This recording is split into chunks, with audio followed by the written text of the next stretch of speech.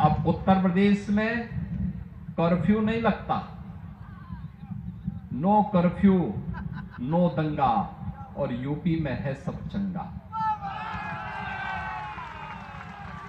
अब वहां दंगा नहीं है, वहां कर्फ्यू नहीं है, वहां सड़कों पे कोई नमाज नहीं पढ़ सकता।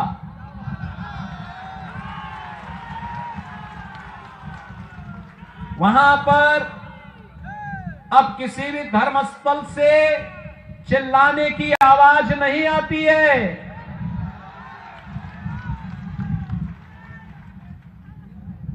अगर किसी ने दंगा करने का दुस्साहस किया तो उसकी प्रॉपर्टी को जब्त करके वहां के गरीबों में, दलितों में, जनजातीय समुदाय के लोगों में बांट दी जाती है और कहा जाता कि इनका अधिकार है, घुसपैठियों का कोई अधिकार और दंगाइयों का कोई अधिकार नहीं होता है।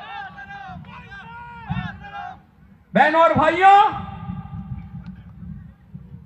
ये कांग्रेस हो या यूडीएफ, इन्होंने असम की संस्कृति के साथ खिलवाड़ किया। घुसपैठियों को यहां घुसा करके यहां की डेमोग्राफी को चेंज करने का प्रयास किया, आपके हक पर डकैती डालने का काम किया, असम के लोगों के राशन पर, उनके मकान पर, उनकी जमीन पर जबरन कब्जा करने का प्रयास किया। और एनडीए की ये डबल इंजन की सरकार प्रधानमंत्री मोदी जी के नेतृत्व में एक और विरासत के रूप में मां कामाख्या कॉरिडोर के निर्माण के कार्यक्रम को आगे बढ़ा रही है। एक और विरासत और विकास के कार्यक्रम को आगे बढ़ाने के लिए से हेमंत बिस्व शर्मा जी के नेतृत्व में असम के अंदर एनडीए की सरकार कार्य कर रही है। मां कामाख्या का कॉरिडोर का निर्माण का कार्य आगे बढ़ रहा है। एक एक घुसपैठी को चिन्हित करके उसे यहां से बाहर कराने की व्यवस्था भी हो रही है।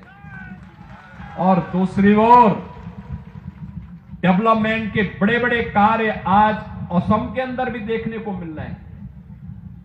असम के अंदर ये एनडीए का संकल्प है कि असम की धरती को लव जिहाद और लैंड जिहाद की धरती नहीं बनने देंगे। असम की धरती में घुसपैठ नहीं होने देंगे।